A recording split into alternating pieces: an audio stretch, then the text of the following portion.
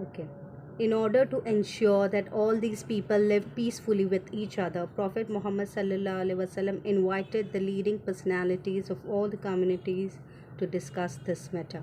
अब हुजूर सल्लल्लाहु अलैहि वसल्लम चाह रहे थे कि सुकून से पीसफुली ये सारे लोग रहे, इसीलिए उन्होंने हर जो जैसे कि कबीला होता है उसका एक हेड, एक सरदार होता है, ठीक उसी तरह उन्होंने लीडिंग पर्सनालिटीज़, हर ग्रुप की लीडिंग पर्सनालिटीज़ को, जो कि वो उस ग्रुप को चलाता था, उस पर्सनालिटीज़ को बुलाया, कम्युनिटी की पर्सनालिटीज़ को, और मैटर डिस्कस किया, यानी ये जो मामलात है वो डिस्कस किए. He wanted the different groups to reach formal agreement for harmony among the communities. वो चाह रहे थे कि हर कम्युनिटी का जो हेड है वो एक नतीजे पर पहुँचे, उनका सबका एक ओपिनियन हो, एक एक्शन हो, एक ओपिनियन हो, एकजुट, एक यूनिटी के साथ रहें. And for the security of the city of Medina, और वो चाह रहे थे कि वो एक ओपिनियन में एक साथ रहे ताकि वो मदीने को भी डिफेंड कर सके एनिमी से. He succeeded in drawing up the constitution of Medina. उन्होंने एक कॉन्स्टिट्यूशन बनाया मदीने के लिए, जो कि कॉन्स्टिट्यूशन को कहते हैं बेसिक लॉज. बेसिक लॉज बनाए हैं, कानून बनाए उन्होंने, जिसको कहते हैं charter of Medina, through which a kind of understanding was develop among all the communities living in Medina. इस तरह से एक म्यूचुअल अंडरस्टैंडिंग बहुत ज़रूरी होती है आपस में. साथ में जब रहते हैं तो हमारी अंडरस्टैंडिंग बहुत ज़्यादा ज़रूरी है कि हमारी एक फ्रीक्वेंसी, एक अंडरस्टैंडिंग मिले एक दूसरे के साथ. तो मदीना सारे लोग जो है उन्होंने हुजूर की बात मानी and they agreed with this constitution. उन्होंने ये कॉन्स्टिट्यूशन को अग्री किया. It mention the rights and duties of the Muslim. मुसलमानों के राइट्स और मुसलमानों की क्या ड्यूटी है इसमें ये मेंशन थी, और ज्यूस और मदीना के जो ज्यूस थे उनके भी क्या राइट्स और ड्यूटीज़ है. Gave freedom of religion and prohibit any alliance with the outside enemies.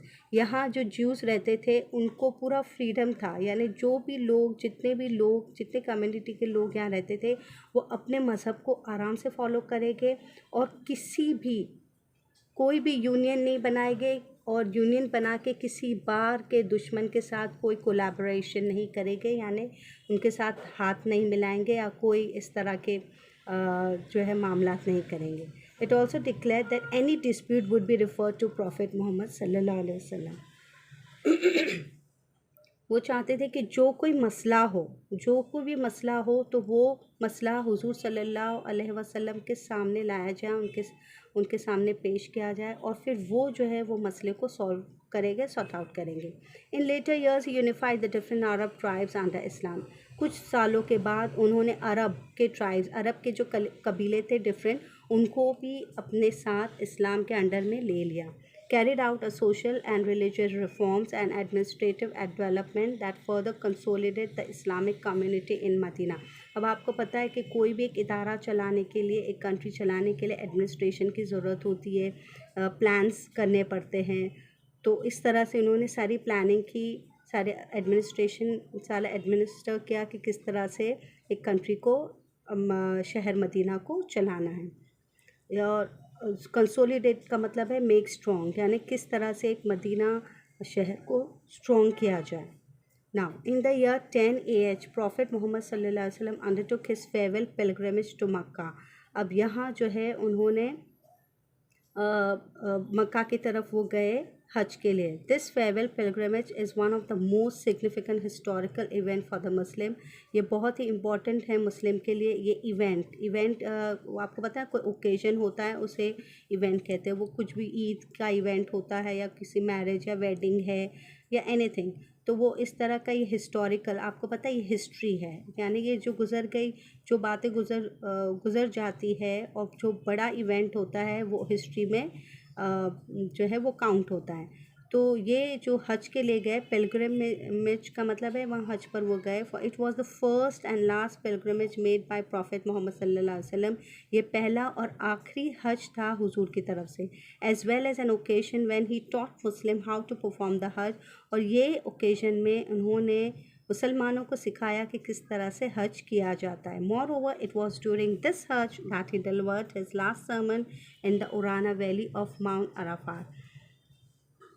यानी ये हज It was during this Hajj that he delivered his last sermon in the Urana Valley of Mount Arafat.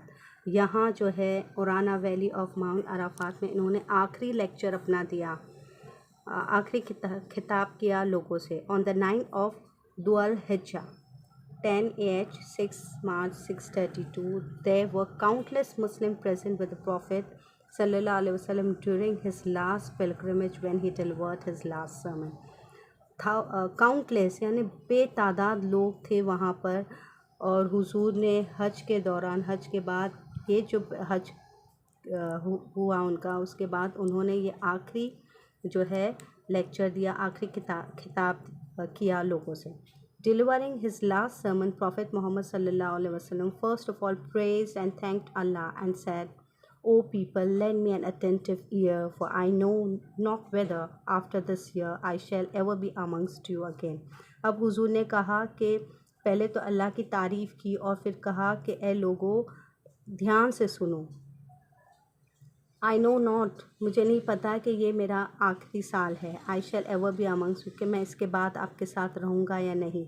Therefore listen to what I am saying to you very carefully, इसलिए ध्यान से बहुत carefully मेरी बात सुनो। And take this words to those who could not be present here today, और उन लोगों को बताओ जो लोग यहाँ मौजूद नहीं हैं।